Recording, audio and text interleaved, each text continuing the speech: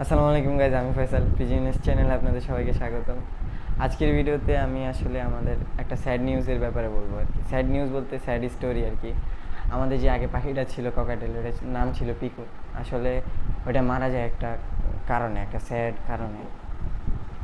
যখন ডিসেম্বরের ওই 5 তারিখে আমি যখন পাখিটা কিনছিলাম, তখন আমি মিরপুর 1 থেকে কিনছি, যেহেতু সেখানে অনেক ধরনের ভ্যারাইটিসের খাবার থাকে। পাখির হ্যান্ড ফিডিং, পাখির বাচ্চা খাওয়াতে হলে অবশ্যই আপনাদের হ্যান্ড ফিডিং লাগবে, 10 সাইজ যেহেতু।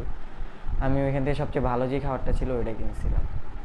দেন হচ্ছে, যেহেতু আমি থাকি শেওড়াপাড়া আর মিরপুর 1 আমার থেকে অনেক দূরে, সবসময় আমার যাওয়া পড়ে না সেখানে। আর কোকাটিলের পাখি খাওয়ারটা মানে 1 সপ্তাহ পরই শেষ হয়ে যায় আর কি। যে ফার্স্টে তো আমি ভালো খাবারই আনছিলাম, পরে আমি লোকাল আমাদের যে এলাকার দোকানগুলো আছে ওইগুলো থেকে খাবার সংগ্রহ করি আর কি, যেটা হ্যান্ড ফিডিং ওর লাগে সেটা সংগ্রহ করি। সংগ্রহ করার পরে এটা আমি খাওয়াইছি, তারে 2-3 দিন খাওয়াইছি। দেখতেছিলাম যে সে উইক হচ্ছিল, দিন দিন খালি উইক হচ্ছে। তখন আমি কারণ বুঝতেছিলাম না, আমি ভাবছি কোনো অসুস্থতা আছে, ঠান্ডা ঠান্ডা লাগছে। তখন আমি মাল্টিভিটামিনস দিয়ে হালকা পাতলা একদম কম, যেটা হয়েছে পাখির জন্য মাল্টিভিটামিন একদম চিমটি পরিমাণ দিতাম, মানে বেশি দিতাম না। জানি যে কি ওষুধের কারণেও পাখি মারা যায়, তাদের জন্য। আর প্লাস তুলসী পাতা, তারপরে তাকে বিভিন্ন আদা রসুন এসবের পানি খাওয়াইতাম, যাতে তার গ্যাস বা অন্যান্য যে সকল রোগ আছে ওইগুলো ন্যাচারাল উপায়ে চলে যায় আর কি। বাট বাট ফার্স্ট 3 দিন সে উইক ছিল। পরে চতুর্থ দিন দেখলাম থেকে সে ঝিমাচ্ছে খাঁচার এক কোণায়। তখনও কিন্তু ওই খাবারটাই চলতেছিল তাকে দেওয়া, খাঁচার এক কোণে ঝিমাচ্ছে। তখন সন্দেহ হচ্ছিল কিরে ওর হঠাৎ করে কী হলো।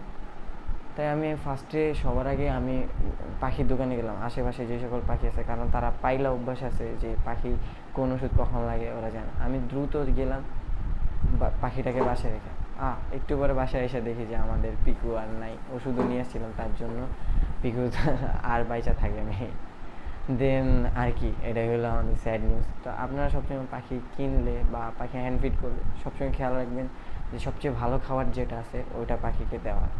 যেমন মিরপুরে একে অনেক আমাদের ব্রিডার আছে অনেকে, যারা হচ্ছে যে কি নিজে হোমমেড পাখির খাবার বানায়, তাদের থেকে কালেক্ট করতে পারেন। কিংবা অনলাইনে বিক্রি করে কিছু আছে অনেক ভালো ব্র্যান্ডের, কিন্তু ওইগুলো প্রচুর দাম হয়, ইম্পোর্ট করা লাগে যেহেতু এগুলো প্রচুর দাম হয়, আর সবার দ্বারা অ্যাফোর্ড করা সম্ভব না। তাই আপনারা সবসময় লক্ষ্য রাখবেন সবচেয়ে ভালো যে ব্রিডারটা আছে, বা নিজেরা হোমমেড করার চেষ্টা করবেন। হোমমেড হ্যান্ড ফিডের রিলেটেড ভিডিও আমি নিশ্চয়ই আপনাদেরকে দিব 2-1 দিনের ভিতরেই।